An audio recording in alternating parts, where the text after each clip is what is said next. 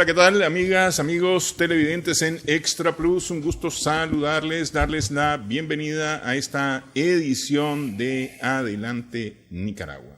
Edición en la que hablamos de historia.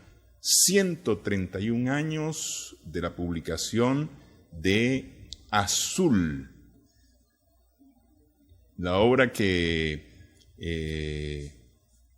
rompe, digamos, los fuegos del modernismo, por la cual es reconocido como el príncipe de las letras castellanas, Rubén Darío. Azul, 1888. Tengo aquí la portada, que no sé si la tiene producción, la portada de la imprenta y litografía Excelsior, que quedaba en el número 14 de la calle Serrano de Valparaíso, la imprenta y litografía Excelsior, que es la que publica por primera vez la primera edición de Azul, esa misma que está ahí, que ustedes tienen en pantalla. Esa es la portada de Azul, publicado el 30 de julio de 1888. Para conversar sobre esto y los aspectos históricos alrededor de la publicación de Azul, el 30 de julio de 1888, está con nosotros el doctor Rafael Casanova Fuerte. Muchas gracias por estar con nosotros, doctor. Muchas gracias, Néstor, por estar contigo, y mis saludos a los televidentes de este programa. Es interesante ver cómo a 131 años de Azul hay que reflexionar un poco más allá, en mi opinión, de la poesía o la inauguración de toda una época. Rompe el romanticismo y reaparece el modernismo. ¿Por qué el nombre de modernismo? Es una modernización de la lengua castellana o un renacer de la lengua castellana que inaugura nuestro gran poeta universal Rubén Darío. Pero también va aparejado a una serie de cambios que se producen tanto en el contexto universal y sobre todo en el caso nuestro latinoamericano. El proceso de modernización de las sociedades latinoamericanas, en donde se da la consolidación de los regímenes burgueses liberales, que abarcan incluso el contexto centroamericano. Rompiendo los feudos coloniales y poscoloniales. Correcto. Es decir, hay una ruptura con la poscolonialidad, porque en Chile, casualmente, que es donde se inaugura esta obra en el año 1888, que se da dentro del periodo del presidente Balmaceda, que es quien consolida el Estado burgués capitalista, pero que tiene como antecedentes las reformas de Diego de Portales, que, como te decía fuera de cámara, si las reformas de los años 40 de José León Sandoval, uno de los mandatarios de aquí, que tardaban apenas 2 años, se hubieran consolidado, pues Nicaragua se hubiera adelantado, sino que tuvo que esperar ese proceso de modernización hasta la llegada al poder del presidente José Santos Zelaya. En 1893. 93. ¿Cuántos años? Muchos años después. En ese contexto, Rubén Darío nace en el periodo de que llamamos de los 30 años conservadores, en el año 1867, que es un proceso relativamente lento con relación a otros países del contexto latinoamericano. Centroamérica misma tiene esas expresiones ya en Guatemala, al poco tiempo de Darío, cuando asume el poder Justo Rufino Barrios e inicia un proceso de modernización que se monta sobre el esquema ya de separación o las bases que había sentado ya Rafael Carrera. Pero todo ese proceso del Estado laico, el avance en los niveles de la educación, el proceso económico, el establecimiento de las infraestructuras, con Justo Rufino Barrios. Este fenómeno ya también se había dado en El Salvador en la década del 60. En el caso de Nicaragua, como ya decíamos, el proceso parte ya con el general José Santos Zelaya. En el caso de Chile, cuando tenemos uno de los colegas del poeta, uno de los mentores, le dice, andate a pie que sea Chile. ¿Por qué decía yo esto? Porque a veces tomamos en cuenta prácticamente como que el arte por el arte, la cultura por la cultura. No, han habido cambios sustanciales en la infraestructura, en la base económica, que es el proceso de consolidación de los regímenes liberales burgueses. En el caso de Chile, tras la guerra que gana Chile hereda, digamos, de España una sociedad altamente urbanizada. No es el caso en nuestras sociedades eminentemente mestizas con predominio indígena, propiedad campesina y el problema de las comunidades. El problema de los chilenos estaba en la Araucanía, que nunca fueron conquistadas por los españoles y la continuó el Estado chileno, ¿verdad? Uh-huh. En este caso, no es casual que sea en el mismo año, 1888, en que culmine la llamada conquista de la Araucanía, que estaba independiente, pasó independiente de España. Uh-huh. Y Chile, que logra derrotar en la Guerra del Pacífico en 1879 a la Confederación Perú-Boliviana, que le permite expandir su territorio y expandir su desarrollo económico. Es decir, el desarrollo económico es el que condiciona, es determinante para el avance de las artes, la cultura y los avances sustanciales que hay en la educación. De ahí que el mentor le diga a Rubén Darío, andate a pie a Chile. Y es cuando él sale para Chile, ¿verdad? Y logra establecer toda una relación, digamos, dentro de ese contexto con poetas, el hijo del presidente Balmaceda, toda una serie de mecenas que le apoyan. ¿Cuánto tiempo tiene de estar en Chile cuando se publica? Tiene 2 años. 2 años. 2 años, sí, 2 años. Es decir, tiempo en que se ha embebido de la situación chilena, del contexto chileno. En todas dimensiones, desde el punto de vista social, punto de vista económico. Vemos casualmente en azul ese poema dedicado al fardo, que es una radiografía de la sociedad que hay, digamos, que tiene que ver con Chile, en el sentido que hay un desarrollo económico. El poema, ¿por qué? Tiene que ver con esas circunstancias que hay ya sociales, donde ya es una clase obrera más moderna que en el resto de el continente americano, una burguesía mucho más moderna, que por supuesto aumenta los niveles de explotación. Entonces, el rey burgués, uh-huh, que a mí yo lo veo como es contradictorio, un cuento alegre, dice en la introducción, y al final resulta ser un cuento triste, sí, pero es una crítica al sistema burgués, de una forma velada. Pues esa transición que la vemos a veces, que la notamos más en Europa, él la traslada a Chile. El rey burgués, que tiene de todo, esclavas blancas, esclavas negras. Ya viendo un poquito más allá en el aspecto social, y que de paso dicen que algunos críticos dicen que esto causó cierto escozor en los sectores de la plutocracia chilena, porque al final está diciendo que el rey, cuando dice, ¿acaso era el rey poeta? No, amigo, era el rey burgués, dice. Uh-huh. Ya dentro de la descripción del contenido. Y entonces, y termina como que aplicándole un castigo al poeta, al que le está diciendo la verdad, porque la poesía era criticada, bueno, según él, por gente que no tenía que criticarla, por Zapatero, etcétera. Pero al final le impone un castigo, lo hace estar girando una caja de música para obtener el pan y al final muere el poeta, pues. Sí. Entonces, en este caso, ese es el caso de ese Chile, pero es donde Darío tiene la posibilidad de verter todo su talento, todo su conocimiento. Es la sociedad donde puede hacerlo. Y fue muy oportuno ese viaje de Rubén Darío a Chile. Ok, representa, decir,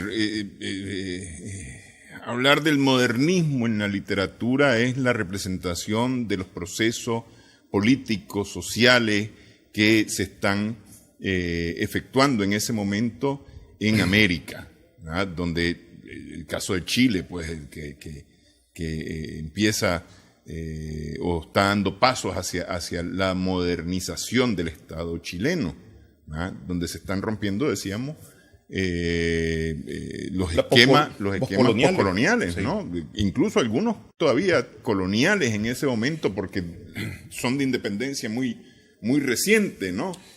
Pero es decir, vamos a que se está modernizando el Estado, se está modernizando la sociedad, ¿ah? Vienen muchas cosas, el tema del laicismo, por ejemplo. Es correcto, ya, el laicismo ya no es discusión en Chile en ese momento. Sí.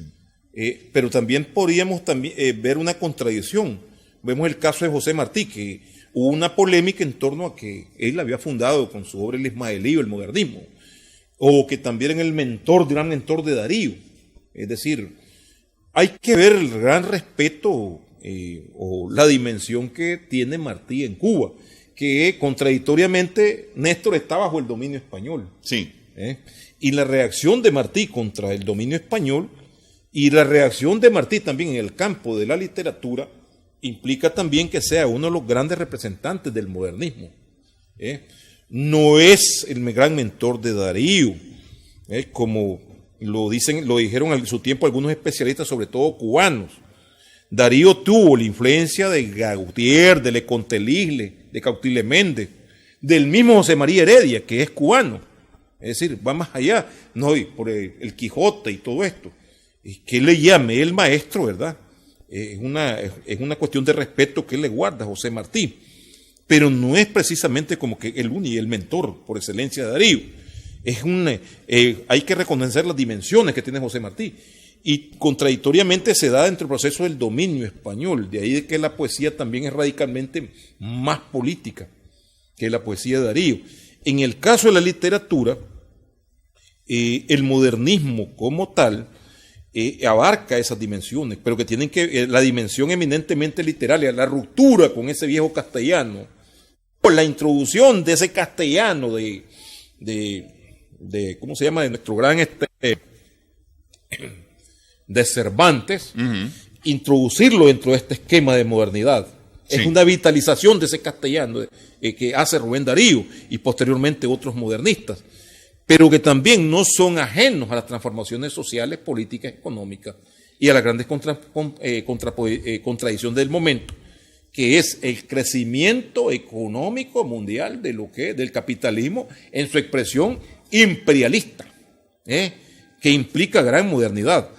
Las sociedades latinoamericanas fuertemente influenciadas por el positivismo, liberal positivismo, que de paso hay uno de los grandes mentores aquí en Centroamérica, no es solo de Nicaragua, fue Máximo Jerez, que como político pues no tuvo mucha suerte, pero eso ha influido en gran medida en las sociedades latinoamericanas, algunas que tenían de mayores dimensiones y mayores avances en el campo socioeconómico, en este caso la sociedad argentina, en este caso la sociedad chilena, la sociedad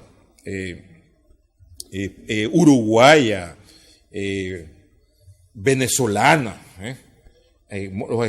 son mayores dimensiones, hablamos de dimensiones no solamente geográficas y demográficas, pero también de mayor desarrollo socioeconómico. Y de influencia. Y con mayores influencias en estos terrenos. La influencia europea es enorme. Recordemos que los argentinos y los chilenos se creen europeos todavía, ¿verdad? Sí. Ok. Arte, cultura, intelectualidad y Estado y sociedad, ¿quién influencia a quién? Porque es decir, hablamos de que entra en una etapa de modernismo la sociedad latinoamericana, los países latinoamericanos, los estados latinoamericanos, pero también rompe el modernismo en la literatura con Rubén Darío. Sí. ¿Quién influencia a quién? Hacemos pausa. Conversamos con el doctor Rafael Casanova Fuerte. Regresamos en breve.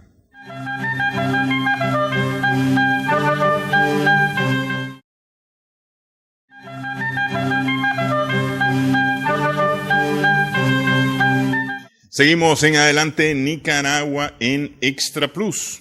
Está viviendo un momento importante la América Latina en el siglo de las 2 siglos de independencias, ¿no? Los 1700, 1800. En algunos casos no se había alcanzado todavía, digamos, se estaba hablando todavía, recordemos que Rubén Darío asiste al 4º centenario de la llegada de Colón. Sí. Entonces, en algunos casos nos encontramos de países que tenían menos de 50 años de haberse independizado. El caso de Centroamérica fue 1821, pero tenemos el caso con Ayacucho, y todo es 1824. Sí. Entonces, estamos hablando de la década de 1888, estamos hablando de un poco más de 50 años, en algunos casos, ¿verdad? No llegaban en los 70, a los 60, a los 70, pero hay un proceso, mismas condiciones que ya existían antes. Está la pregunta, ¿quién influiría sobre quién? Hay una fuerte influencia en el caso de las independencias latinoamericanas de la literatura política francesa. Pero recordemos que también dentro de la visión cosmopolita, la cultura francesa es un referente.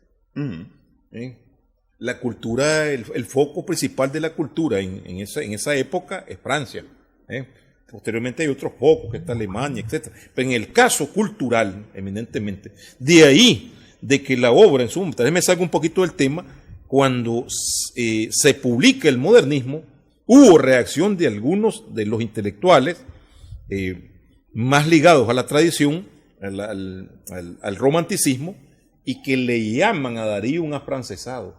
Aquí fue fundamental la publicación de Juan Valera, 2 comentarios que pesaban en ese contexto en la literatura hispanoamericana, que fueron los que le dieron una gran proyección a la obra azul, ¿verdad? Pero en este caso viene la pregunta, ¿quién incidió sobre quién? Esa es una relación eminente, vamos a usar una terminología que... Porque por ejemplo, a ver, en Francia tenemos la revolución 1789. Sí. Y después el levantamiento de las comunas. Evidentemente que el arte y la cultura están influenciados por estos hechos en Francia. Cambia totalmente por ejemplo, en el caso de la literatura, de una literatura a lo mejor crítica a la monarquía, al imperio, etcétera, a una literatura para levantar, para elevar la historia de esos levantamientos. La capacidad de pensamiento del ser humano es muy importante. Es una amplitud que no se detiene. Porque si vemos el caso de la Revolución Revolución Inglesa, versión inglesa en 1648, hay un momento que se congela. No es casual, bueno, que en el 48 fue de levantamiento de tales extremos que la palabra comunista comienza en Inglaterra, cuando se le llama comunista a una fracción de los revolucionarios que empezaron a partir la tierra, los Dyer. Entonces, en 1648, pero se queda congelado hacen retornar nuevamente a la monarquía. Sí. Y se consolida un régimen capitalista, pero con una monarquía constitucional. En el caso de Francia hay una ruptura, pero hay otros movimientos, la Revolución del 30, la Revolución del 1848 y a la que mencionaba, la de la Comuna de París de 1870. Es una constante. Entonces, hay una evolución del pensamiento que va en la arte, va en las letras. Bueno, el Renacimiento, que viene de años anteriores, pero bueno, no solamente eso se traslada al mundo de la escultura, al mundo de la pintura, se traslada eminentemente al mundo, al aspecto, a las dimensiones del pensamiento. No se detiene. Viene la comuna, de la comuna de Amarayá, la otra república, etc. Y en el caso de la poesía, no es casual que toda esta gama de poetas, Verlaine, de Contelisle, influencien sobre los grandes pensadores o literatos latinoamericanos. Ese es el referente. Porque es que pregunto eso de el arte, la cultura, la intelectualidad, porque es decir, todo eso es un todo al final de cuentas, porque es el pensamiento expresado. Sí. Es el pensamiento expresado. Entonces pregunto, si ese pensamiento expresado influencia al Estado y la sociedad, o la evolución del Estado y la sociedad van influenciando ese pensamiento. Lo van influenciando. En la misma Nicaragua temprana que vemos, en la anarquía, vemos por qué esas dos tendencias. Hay una que es influenciada. Los dos absorben, fíjate, los dos sectores que se van a configurar políticamente en Nicaragua, los dos absorben la ilustración, pero unos absorben la fisiocracia, que es la que tratan de adaptar a las condiciones, o sea, los 3 grupos sociales. Va ahí una influencia de Ancillón, de Quesnay, etc. Y este grupo tiene como referente los valores hispánicos y su centro político principal va a ser ahí el Partido Conservador. Pero hay grupos que simpatizan fuertemente con los valores de la Ilustración, pero pesa Montesquieu, pesa Rousseau, pesa Diderot, pesan esos personajes. Ese es el que tiene como centro político León. Pero viéndolo en el contexto latinoamericano, bueno, ya la historia sería otro tema, pues para otro programa. Pero en el contexto latinoamericano, esto tiene mucho mayores dimensiones en sociedades más avanzadas, como la Argentina, como la chilena, como la venezolana, como la uruguaya, e incluso como la brasileña y la peruana también. No es casual que cuando aquí se está hablando de partido liberal y conservador, en Chile estamos hablando de un partido radical que surge en la segunda mitad, ya en los últimos años de la segunda mitad del siglo XIX. Aquí estamos hablando de liberalismo de avanzada, del general José Santos Zelaya, cuando ya están surgiendo las corrientes socialistas en Argentina, en Brasil, en Uruguay, en Chile, en México. Entonces, en ese sentido, sí los cambios inciden, pero también hay una especie de relación dialéctica. Esa sociedad que tiene más desarrollo económico le corresponde absorber un pensamiento más avanzado. Esto me recuerda cuando en cierta ocasión encontré el testimonio que daba un personaje de las grandes familias pudientes que se fue a estudiar a Francia, absorbe el socialismo, absorbe las ideas socialistas ya a los inicios del siglo XX. Y cuando viene a Nicaragua, ¿a qué partido se mete según su testimonio? No encontró, pero ninguna, allá las organizaciones mutuales, entonces se mete al Partido Liberal, que es el partido que él ve más avanzada. Porque las condiciones de Nicaragua no son las ideales para que él desarrolle esa expansión. Estamos hablando de un miembro, ni más ni menos, de la familia de Baile. Por ahí está otro personaje también que sí se ligó a la izquierda, que era el hijo del general Andrés Murillo, creo que es del mismo nombre, ¿verdad? Pero que también tienen dificultades para expandir su punto de vista. Pero en el caso de, volviendo hacia atrás, hacia lo de Darío, ¿verdad? Y ese Chile, y esa Argentina, que es, a partir de Azul, recordemos que Darío es contratado por La Nación, que es lo que le permite el periódico uno de los periódicos que tienen mayor cantidad de proyección en la lengua castellana, en Hispanoamérica, La Nación, ¿verdad? Y este diario es lo que le permite... La Nación de Argentina. De Argentina. Es decir, La Nación está en Argentina. Sí. Es uno de los diarios de mayor acogida en el mundo latinoamericano, en el mundo hispanoamericano. Entonces, en este caso, esa sociedad es la que le permite a alguien de las dimensiones de Rubén Darío en perspectiva individual desarrollarse. Muy difícilmente hubiera logrado eso si se hubiera quedado en Nicaragua. Sí. Si se hubiera, bueno, el primer contacto de Darío con los versos alejandrinos o con la cultura francesa o con la aplicación de la métrica castellana a los versos alejandrinos, los tiene con Gavidia. Pero vemos dónde se queda Gavidia. Es en El Salvador. Él le llama pues su maestro. Pero hasta ahí se queda. O sea que si Darío se hubiera quedado en Nicaragua, se le hubiera hecho muy difícil obtener las dimensiones que obtuvo. Entonces, debemos ese peregrinar que tiene él por España, por la Argentina. Y que por eso es que preguntaba yo quién influencia a quién, porque de una u otra forma, es decir, ese periplo, toda esa experiencia que va acumulando Rubén Darío, lo lleva a hacer la propuesta literaria que hace. Porque es decir, Azul es una propuesta literaria. Es romper los esquemas de la literatura, digamos, establecida, institucionalizada, en español por lo menos. Es una ruptura, pero tiene, entonces volvemos nuevamente a aquel planteamiento que se hace en el plano ideológico, que los individuos pueden ser muy ilustres y cultos, pero en última instancia son los grandes movimientos los que determinan la proyección. O sea, es la contraparte a la concepción hegeliana, que es la que he discutido en el plano político. No son los grandes hombres, no son los grandes hombres si no hay grandes movimientos detrás de ellos. Y eso fue tal vez quizás lo que le pasó a Gavidia. Pues vuelvo nuevamente al ejemplo salvadoreño. Darío va más allá. Martí no se queda en Cuba, va más allá. Sí.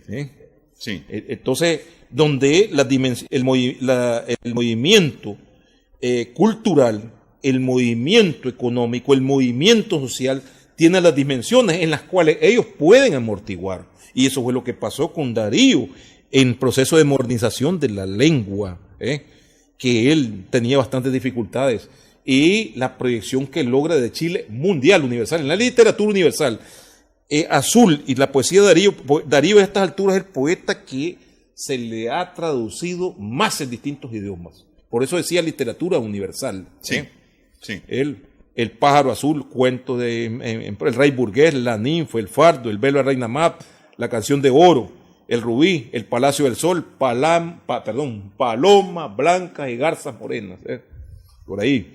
Entonces, en este caso, tenemos que no estamos hablando de qué es lo que, de esa especificidad que tienen esos poemas, sino en este caso a través de los cuales obtiene una proyección universal, Darío. Definitivamente sienta las bases, una ruptura total con la tradición en la literatura. Ok, Azul es, digamos, como la cúspide de una corriente que se viene desarrollando, que es el modernismo. El modernismo. Rubén Darío no inventa el modernismo, él desarrolla esa corriente y la lleva a la mayor expresión en 1888 con Azul. Un Azul. Es importante una cuestioncita. En este caso, recordemos que desde 1886 o desde antes él viene publicando dentro de esta lógica y él viene estableciendo esta ruptura. No es casual, en 1886, en Chile, 88, algunos de estos poemas que van condensados y algunas obras en prosa ya han sido publicadas. Que ese es el problema con Ismaelío. Como no, aquí fue publicado en tal fecha. No, ya habían sido publicados con anterioridad los poemas de Darío, con el caso de José Martí. Entonces, que lo inaugura. Y Azul, por supuesto, es azul, es de estas dimensiones. Me recuerdo que el símbolo del modernismo era el color azul y el famoso cisne blanco. Y el cisne blanco, que creo que lo ponía en la portada, inicialmente. Sí. Nada más que, pero en la portada del original no va, solamente dice azul, la portada del original. La primera edición, que es la de Valparaíso, la del 30 de julio, dice solamente azul. Solamente azul. Solamente azul. Y es el color blanco. Ahí está, ahí la tenemos en pantalla. Dice azul en azul, efectivamente, pero sobre una portada blanca. Porque está en la segunda edición, que es en 1890, que tiene una gran acogida, se agota rápidamente la edición. Sí. Porque inmediatamente cuando Valera hace sus comentarios, se agota la edición de la primera edición. Sí. Y luego se calculan cualquier cantidad. Sí. Como 130 ediciones ya después de eso. Ok, vamos, hacemos una nueva pausa en esta edición de Adelante Nicaragua.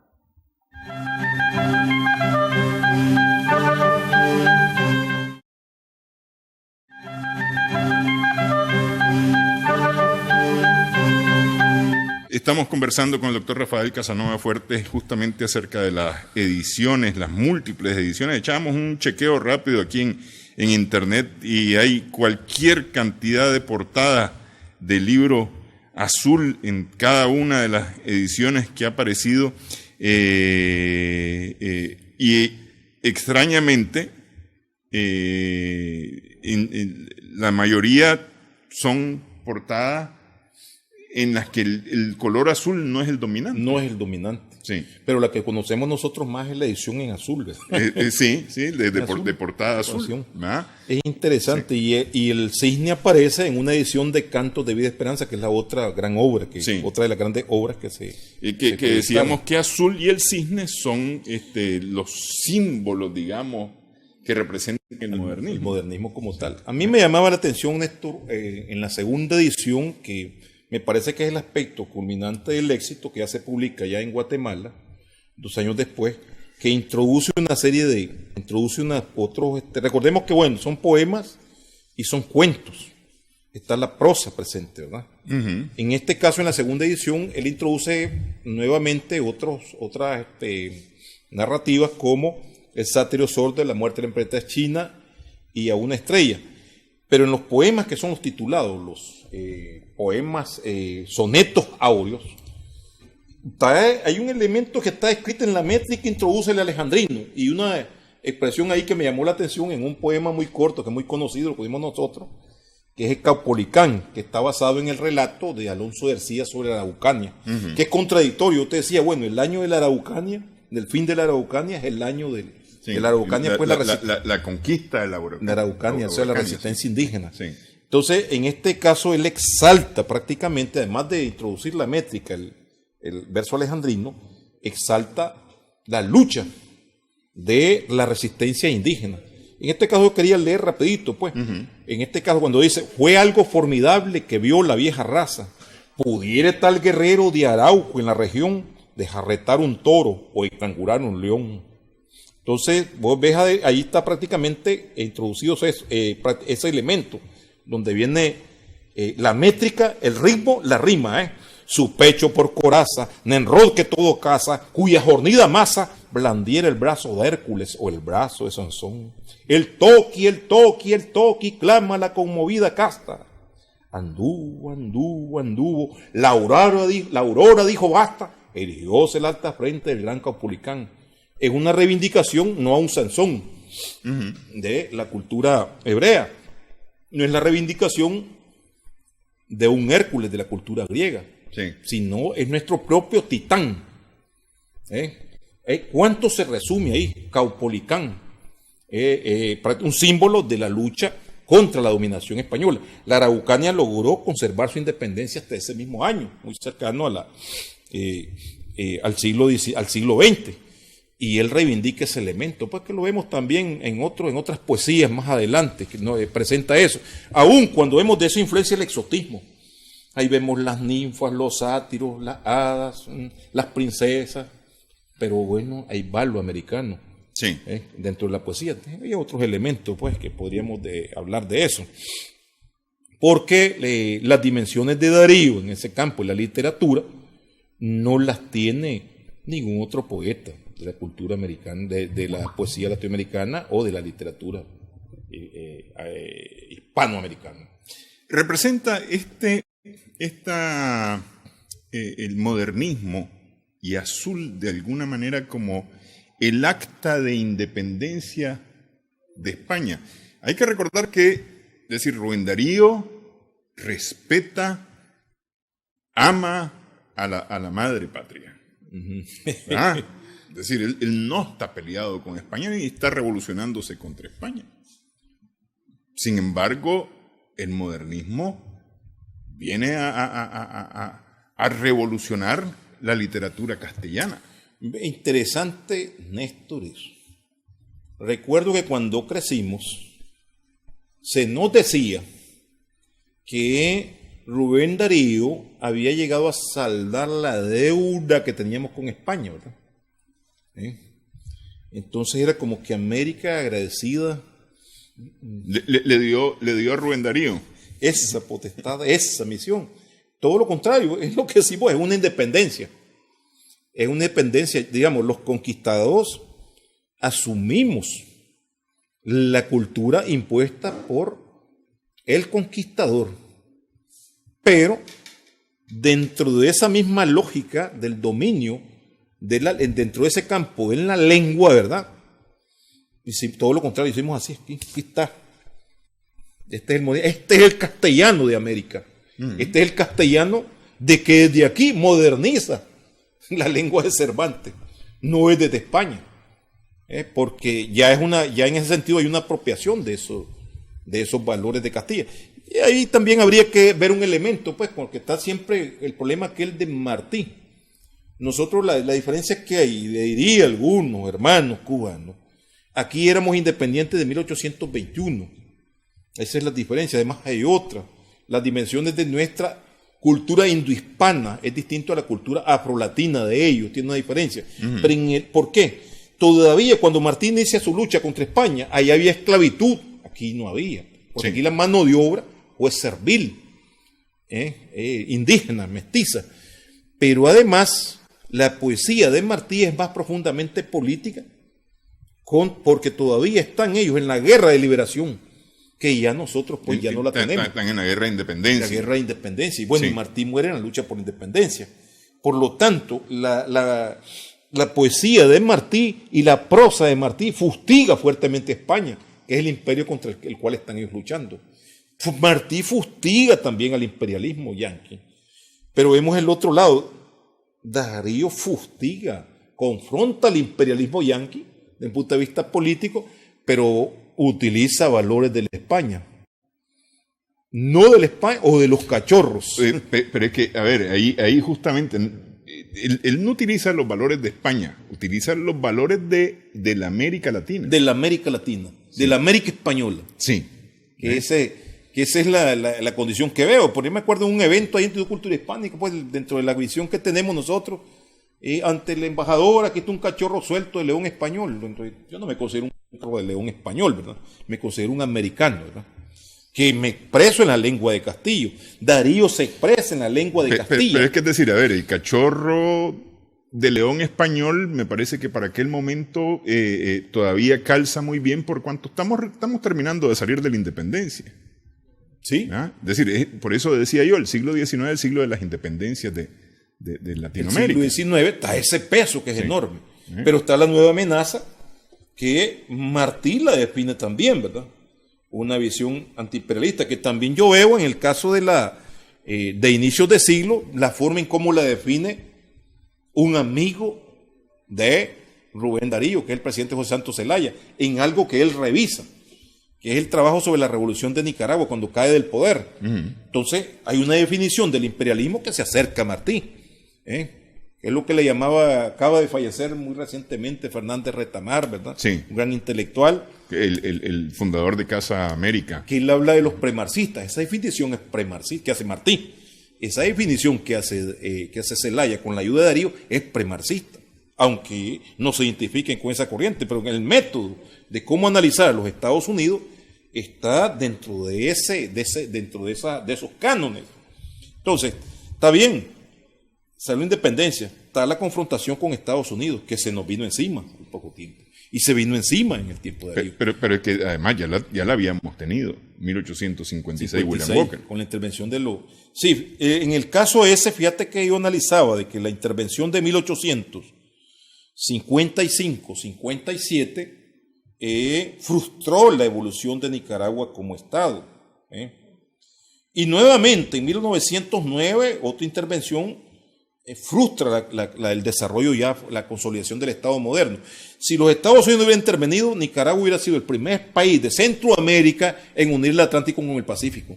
22 kilómetros iban sobre tierra, la geografía chontaleña, construidos en ferrocarril directo a Bluefield, que hasta ahora, en el 2019, 100 años más tarde. 110 años más tarde, sí. Está logrando, es penoso. Sí. Entonces, ha sido penosa la intervención. Pero bien, Darío califica al imperialismo norteamericano en A Roosevelt y los cisnes. Y hay una poesía de Darío que fue criticada. No, pero en el fondo, si vos la analizas, actúa el huehuense, la que es dedicada al águila, que creó cierto impacto. Hay una serie, en Darío hay una serie de elementos muy interesantes. Para algunos parecen contradictorios, pero Darío no pierde el huehuense para nada. Pero bueno, en todo caso, a ver, podría ser un acta de independencia literaria, el modernismo con respecto a España, pero no es un cheque en blanco para la América, para los americanos. No, para nada, en absoluto. Es un acta de independencia cultural, es un acta de independencia ideológica. Es correcto. Es decir, dice, nosotros hablamos español. No hablamos inglés. No hablamos inglés. Sí. Tened cuidado. Sí.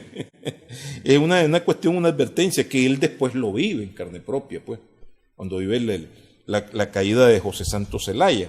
Entonces, en ese caso, Darío preconiza un poco de cosas. Vemos los motivos del lobo, a veces vemos como algo así, una crítica. No, viene la guerra. ¿En qué año lo hace? En 1913. Él ve venir la guerra mundial. Luego está Pax.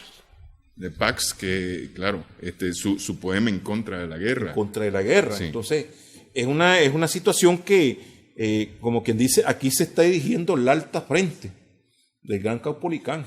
Entonces, yo diría en ese caso, creo que está buena esa calificación, un acta de independencia en esa dirección.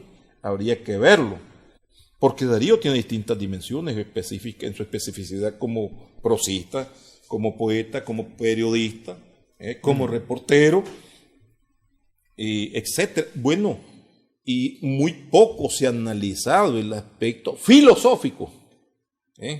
Hay mucha filosofía en algunas de sus poesías, como esa que mencionamos, Los motivos del lobo. Sí. Sí. En el hombre existe mala levadura.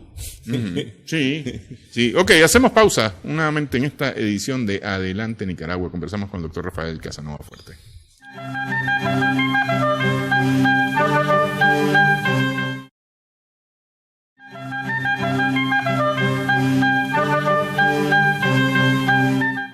Seguimos en Adelante Nicaragua en Extra Plus. Estamos conversando con el doctor Rafael Casanova Fuerte. Inmediatamente después de la publicación del 30 de julio de 1888 de la primera edición de Azul, en octubre de ese año, Juan Valera, que es un respetadísimo intelectual de la literatura hispana, opina acerca de la obra de Azul, de Rubén Darío en Azul. Y me parece, lo comentábamos en la pausa, que con mucha agudeza, él dice que inventó, creó algo nuevo, respondiendo a muchos, y lo voy a leer literalmente: usted no imita a ninguno, ni es usted romántico, ni naturalista, ni neurótico, ni decadente, ni simbólico, ni parnasiano. Usted lo ha revuelto todo, lo ha puesto a coser en el alambique de su cerebro y ha sacado de ello una rara quinta esencia. Es decir, usted es creador. Sí, esa visión de Valera es una respuesta a los críticos en ese momento histórico de Rubén Darío, quienes lo acusaron casualmente de eso mismo que él está refutando, de imitador, de parnasiano y a lo que decíamos anteriormente de afrancesado. Todo creador en cualquier dimensión tiene un alimento de distintos referentes, los ya mencionados incluso por otros especialistas que han estudiado a Darío, pues, donde hablamos atrás de que, bueno, solo había tenido un mentor, que era Martín. No es cierto, Martín. Hay una gama de mentores que vienen casualmente de Francia. Volvemos al caso de Francia como la mayor expresión de la cultura universal, en este caso, el referente. En ese caso, París es una especie de meca de la cultura. Pero bien, no solamente, tenemos claro que no solamente tiene la influencia de Francia, de Le Contelisle, de Gautier, de Camelle, de Méndez, de toda una serie de intelectuales, poetas, literatos, sino también españolas, de la misma Cervantes. Pero eso es la síntesis, que eso se expresa en toda la creación. Él condensa todo eso y le da forma a este movimiento que es el modernismo, en el caso de la literatura.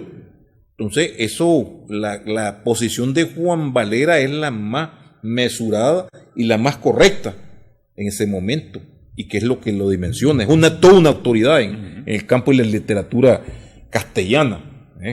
Y entonces, esa es lo que, porque rompe con mejor dicho, refuta las acusaciones que hay contra Darío dentro de esa dimensión, que toma, como te digo, volvemos nuevamente a aquel fenómeno, él adapta la métrica al verso alejandrino, y todos esos elementos que hemos tocado, y no es y lo hace en una edad temprana. Volvemos nuevamente que ya Rubén Darío, antes de Azul, había escrito 3 libros, y tiene cualquier cantidad de poemas sueltos, que luego incluso algunos de estos los incluye dentro de Azul. Sí, porque dijimos que la primera edición, la que se edita en Valparaíso, en Chile, incluye publicaciones o incluye obra que ya ha sido publicada. Que ya han sido publicadas, sí. Que ha sido publicada en revistas, en periódicos. Periódicos, además de los 3 libros inéditos. Uno de ellos fue publicado post-mortem, pues, ya desde su estadía desde la misma Nicaragua, en León. Pero en ese caso, ahí prácticamente Valera lo está reafirmando como creador, como fundador de un movimiento. Claro, ahí hay un poco de recelo y cautela de algunos literatos, que además de eso no solamente, bueno, está de por medio, vamos a decir, uno de los defectos del ser humano que le envidia, pero recordemos que él tiene 19 años apenas. Cómo este muchachito nos viene a enseñar. A querer decirnos cómo se hacen las cosas. Cómo se hacen las cosas. Sí. Entonces, fue muy importante la postura de Juan Valera. Casualmente, ya en la segunda edición, él dedica él publica las cartas de Valera, un fragmento del cual acabas de mencionar, que incluso le daba fuerza, y la segunda edición, que fue 2 años después. Sí. Que viene, fíjate, la vida de Darío fue bien acelerada en ese periodo, cuando te decía yo de que tiene el matrimonio, tiene una serie de situaciones bastante complejas, acaba de llegar a El Salvador, hay un golpe de Estado, sale para Guatemala, luego para Costa Rica, luego viene el problema del hijo que lo deja en Costa Rica y la muerte misma de la esposa. Eso fue bastante duro, pero bueno, estamos hablando de 92 electos seleccionados para ir a representar a Nicaragua en el 4º centenario. Sueño de ir a España, pero le permite pasar por Cuba. O sea, ya es el poeta universal. Sí. Vamos a hablar. No, ya han pasado, ¿qué? 6 años al 94. Sí, 92, ¿verdad? Al 92, 4 años. El 93 viene de vuelta, que ya se da la revolución, pero ya es reconocido. Y apenas tiene una edad de 25 años. Es joven. Entonces, hay todo ese, por eso es muy importante, es interesante pues esa visión de Valera, que es quien prácticamente lo reafirma como creador, como el fundador de una nueva corriente. Entonces, eso es lo que significa pues Azul, que después tenemos prosas profanas, después tenemos abrojos, cantos de vida y esperanza, que ya vienen posteriormente, ¿verdad? Y toda una serie de poemas que reafirman el modernismo totalmente. Ahora, es decir, Rubén Darío, antes de 1888, ya es Rubén Darío. Ya es Rubén Darío. No es un desconocido. No es un desconocido totalmente. Sí. Pues decíamos 3 obras, 3 libros, sin publicar. Y cualquier cantidad de versos publicados y otros inéditos, porque ya tiene, que algunos de estos mismos, como decíamos, los da a conocer. Ya es Rubén Darío. Pero siempre está de por medio el celo de quienes les precedieron, o quienes están dentro del esquema todavía del romanticismo. Entonces, afrancesado, parnasiano, lesliano. Todo Rubén Darío, bueno, ¿qué cosa? Bueno, vemos su poesía de creación. El medievo español, francés. La mitología griega. Mitología hebrea. Sí. Y cómo los transmuta entre este cambio. El español, la lengua de Cervantes, el español de Cervantes, lo actualiza, lo lleva al extremo, y hace propuestas para reformar el idioma. Entonces, es Rubén Darío, el Rubén Darío ya a esa edad, cuando él publica, a los 21 años. Rubén Darío a los 19 años es reconocido ya como poeta a nivel latinoamericano. Sí, no, ya para empezar en Nicaragua ya era Rubén Darío desde mucho antes, pues. Sí. Desde el niño poeta. Desde poeta niño, pues. Es una figura excepcional. Ahora, Azul lo universaliza. Sí, lo universaliza, correcto. Porque ahí rompe toda la barrera totalmente. En adelante ya tenemos que, bueno, por supuesto que el contexto no se detiene. Ya siguen los posmodernistas y vemos otro tipo de poesía que es el proceso natural de la cosa. Pues, sí. Pero él sienta, antes de Azul y después de Azul, es un parteaguas en ese sentido. Es un parteaguas. Totalmente. Sí, es un parteaguas. Ahora, habíamos hablado de 130 ediciones, cuidado más, porque es decir, 130 conocidas. Conocidas en ese momento. De él son apenas, o al menos contando con él, son apenas unas cuantas ediciones. Porque es decir, la segunda edición, que es como la más completa, porque es la corregida y aumentada, pero luego hay otras ediciones. En una solamente colocan los poemas. Sí. Que en otras va, digamos, prácticamente la prosa y el poema, las prosas, pero es prácticamente la obra más editada en lengua castellana. Sí. Y si vamos a las obras,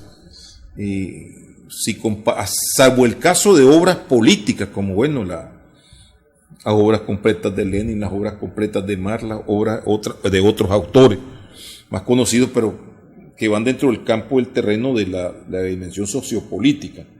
Pero en el caso de la literatura, ningún poeta ha sido traducido a tantos idiomas como Rubén Darío.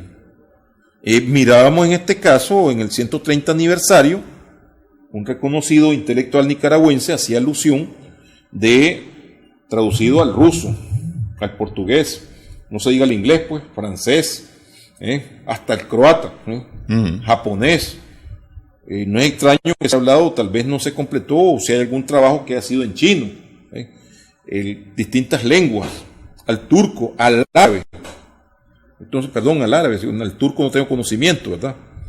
Pero estamos hablando rumano, húngaro, polaco, varias lenguas, alemán, se me olvidaba el alemán, pues, es muy interesante, pues, la gran cantidad de poemas que han sido traducidos. Es uno de los poetas en la literatura universal, por ejemplo, hablamos literatura universal, que ha sido el más traducido a otros idiomas. Sí, incluso decíamos más que Whitman, por ejemplo. Más que el mismo Whitman. Sí. Citado por el mismo Rubén Darío en algún momento. De un paisito tan pequeño como el nuestro. Sí, pero con un prócer tan grande como Rubén Darío. Sí. Quiero agradecerle, doctor, que ha estado con nosotros en esta edición. Tu persona. Sí. 131 años este 30 de julio de la publicación de Azul, de Rubén Darío, de nuestro Rubén Darío. Muchas gracias a nuestros amigas, amigos televidentes también por su sintonía. Esperamos que el programa haya sido de provecho para usted.